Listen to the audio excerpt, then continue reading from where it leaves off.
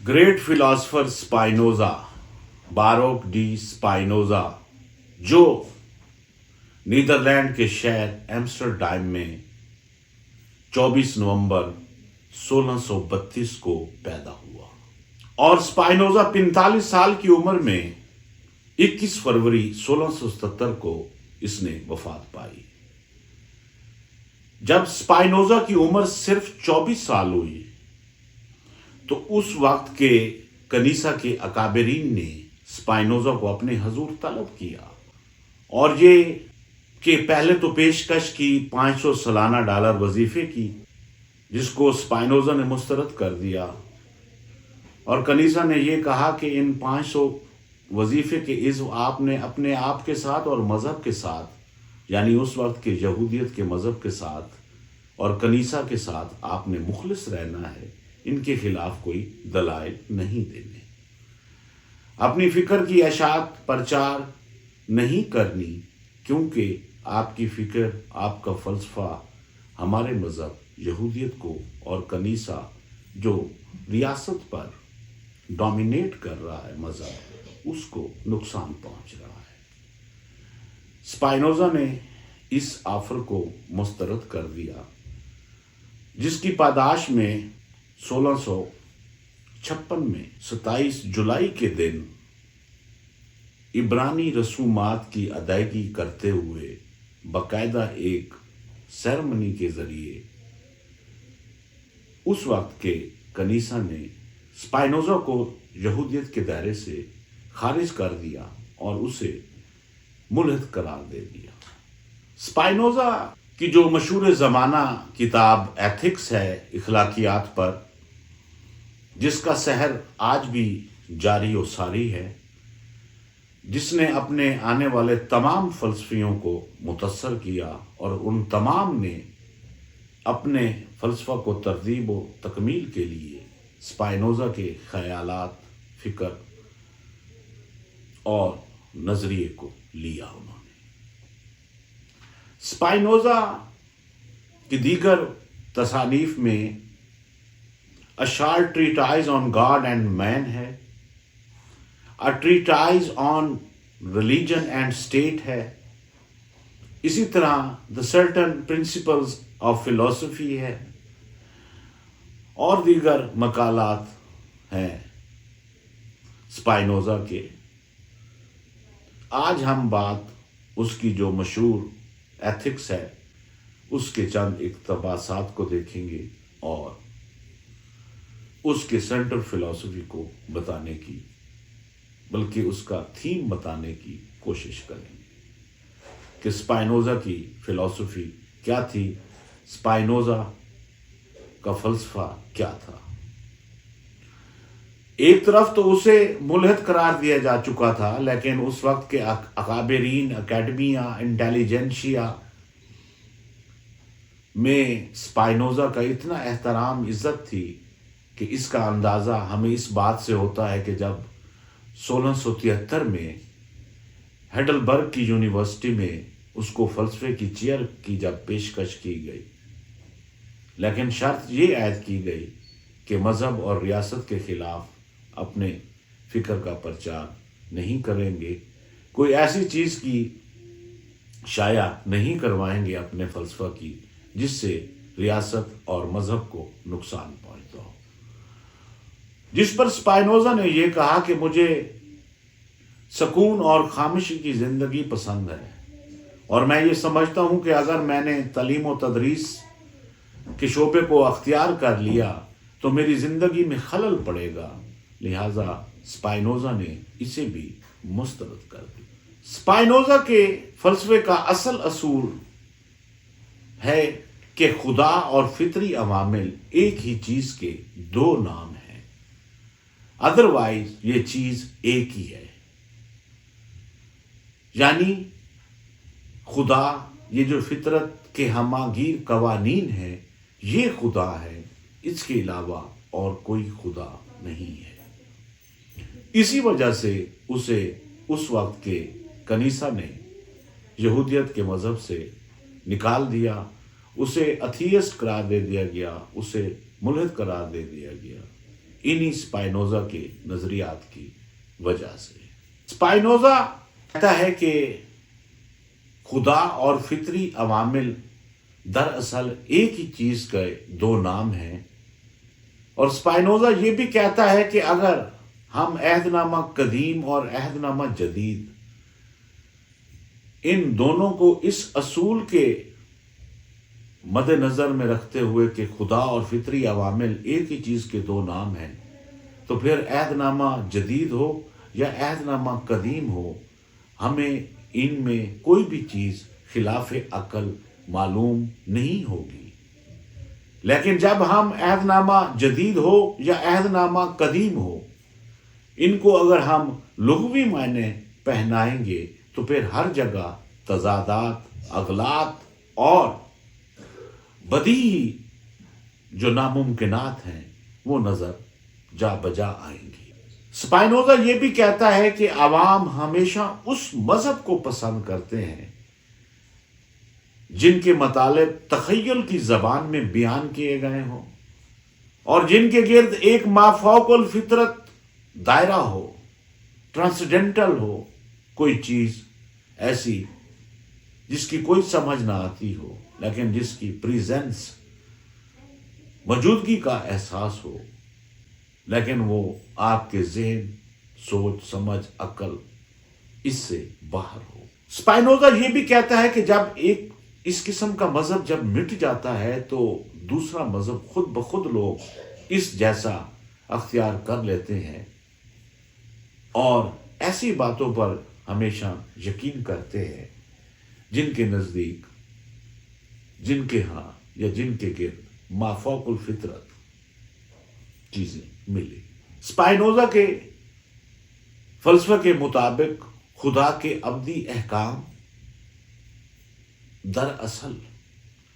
جن کا اظہار اس دنیا کی ہر شے، ہر چیز سے ہو رہا ہے، جس کا بہترین مظہر انسانی ذہن ہے۔ سپائنوزا یہ بھی کہتا ہے کہ انسانی ذہن ہو یا چاہے یسوع مسیح کا ذہن ہو، کیونکہ سپائنوزا کے مطابق حضرت عیسیٰ علیہ السلام کی اخلاقیات حکمت و دانش کے مترادف ہے۔ اگر ہم حضرت عیسیٰ علیہ السلام سے محبت کر کے خدا سے عقلی محبت کا سکون حاصل کرنا چاہتے ہیں، مختصر یہ کہ سپائنوزا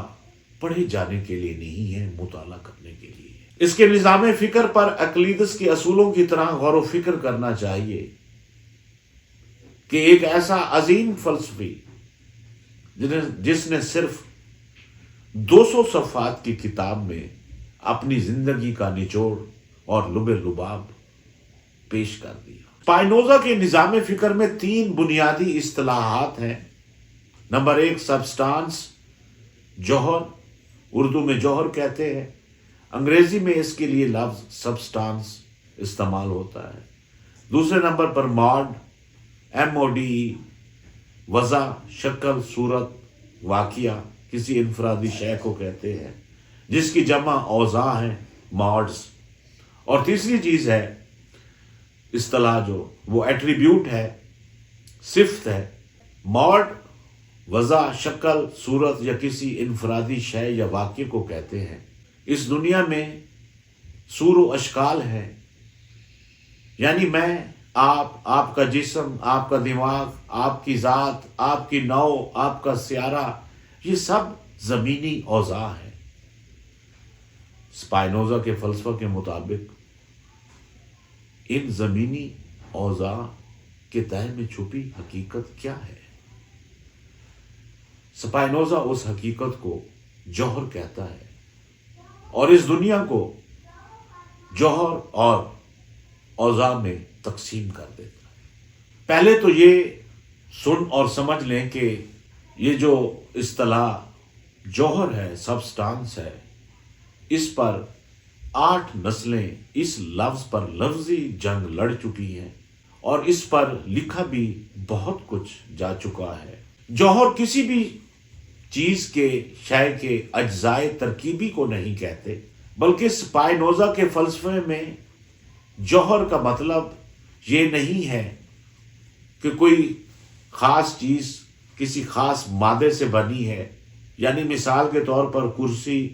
اگر لکڑی سے بنی ہوئی ہے تو لوگ یہ کہیں گے کہ اس نے ایک خاص مادے سے ترکیب پائی ہے، یعنی اس کا جوہر، اس کا مادہ لکڑی ہے۔ تو اس جوہر کا مطلب جو سپائنوزا استعمال کرتا ہے یہ ہرگز نہیں ہے، بلکہ سپائنوزا کی فلسفی میں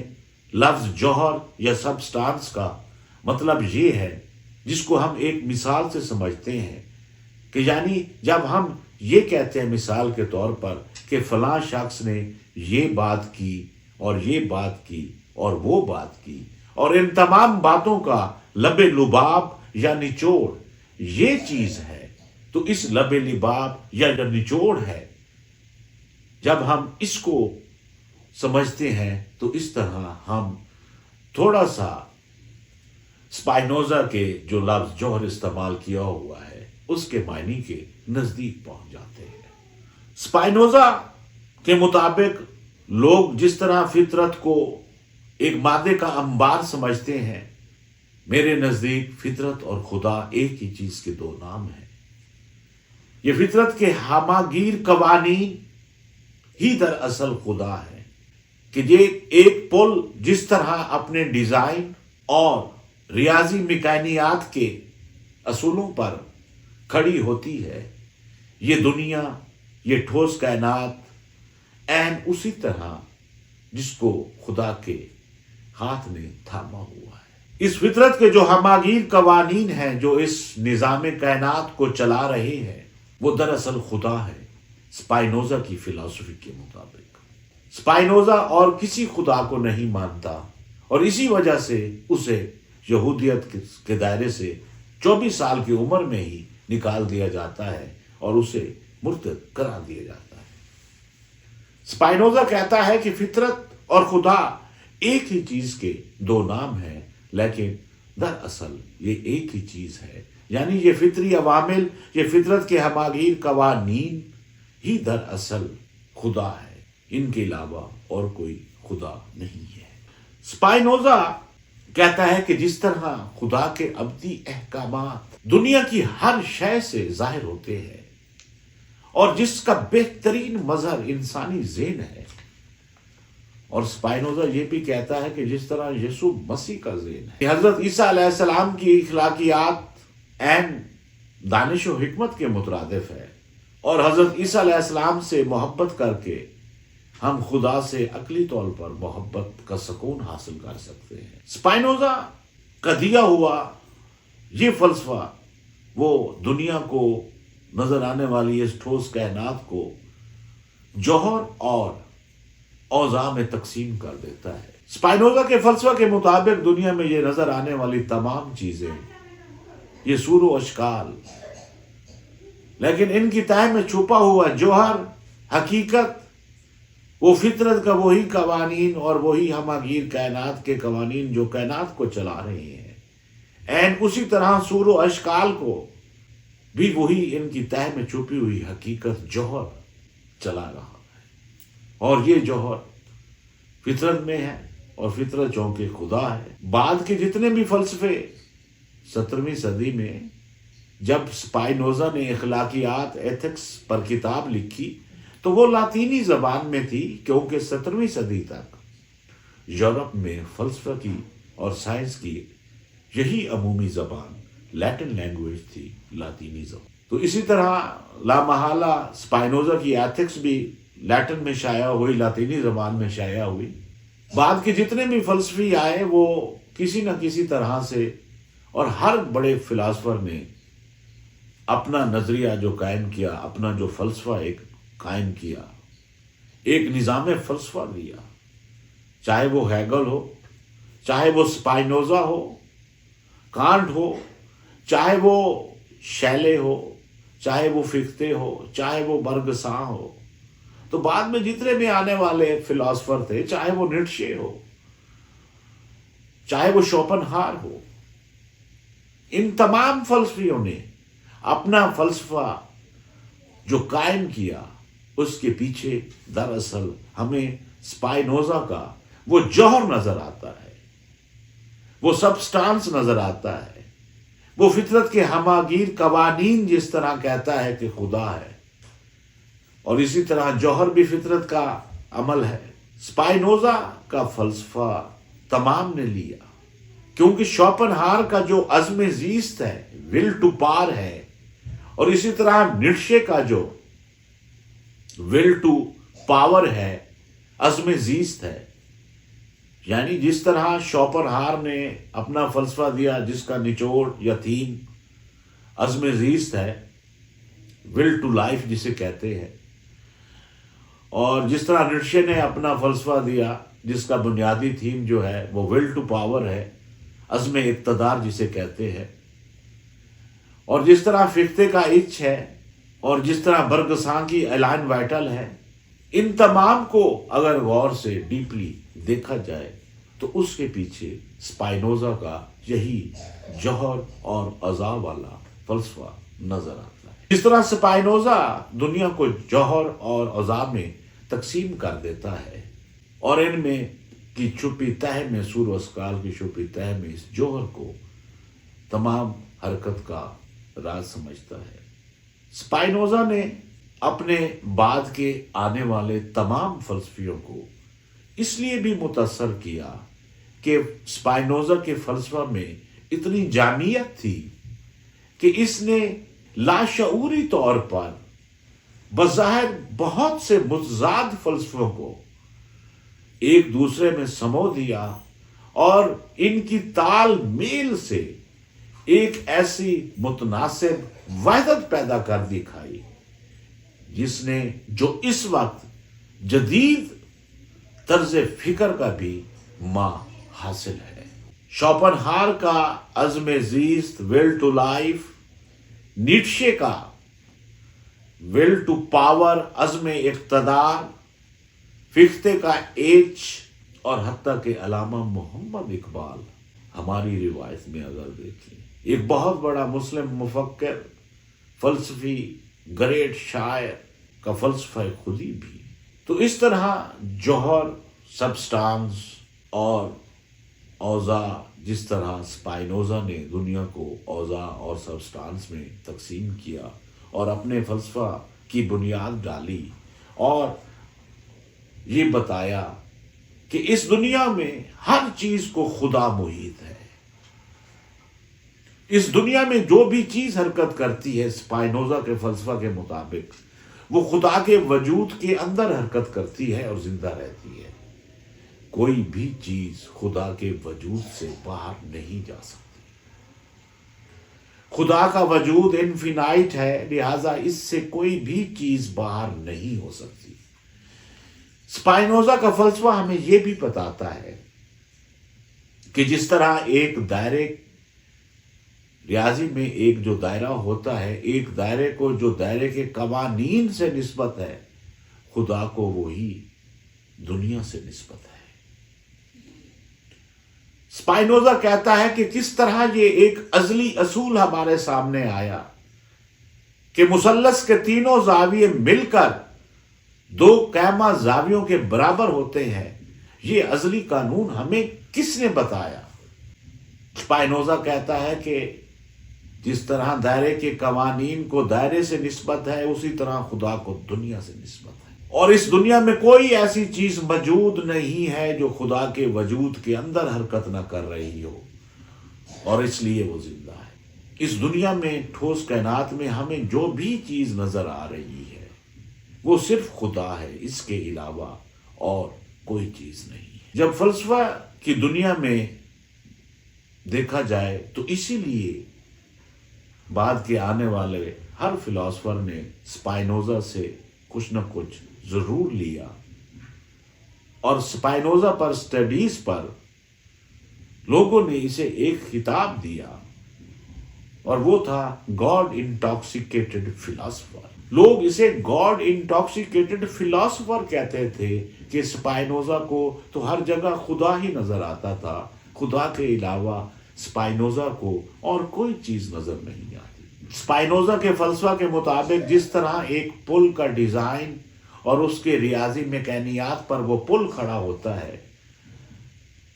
جس طرح ایک پل کو اپنے قوانین کے ساتھ نسبت ہے، ایک دائرے کو اپنے قوانین کے ساتھ نسبت ہے، عین اسی طرح خدا کو اس دنیا کے ساتھ نسبت ہے۔ یہی جوہر تھا اسپائنوزا کا جب وہ ہیگل کے پاس آیا، اور کس طرح ہیگل نے کانٹ اور اسپائنوزا کی علمیات اپسٹمالوجی کو استعمال کرتے ہوئے وجود کے کئی نظریات قائم کیے۔ ہماری روایت میں اگر دیکھا جائے تو فلسفہ وجود بھی یہی ہے۔ ہماری روایت میں جو فلسفہ وحدت الوجود ہے کہ اس دنیا میں صرف خدا کا وجود ہے، وہی حقیقت ہے، سب اسی کا نور ہے، اس کے علاوہ اور کوئی چیز سسٹین نہیں کر سکتی۔ تو اسپائنوزا کو بھی ہر جگہ خدا ہی نظر آتا تھا، اور اس کے فلسفہ کے مطابق اس دنیا کو چلانے والے جو ہواگیر قوانین ہیں وہی دراصل خدا ہے۔ اسی کے ساتھ اللہ حافظ۔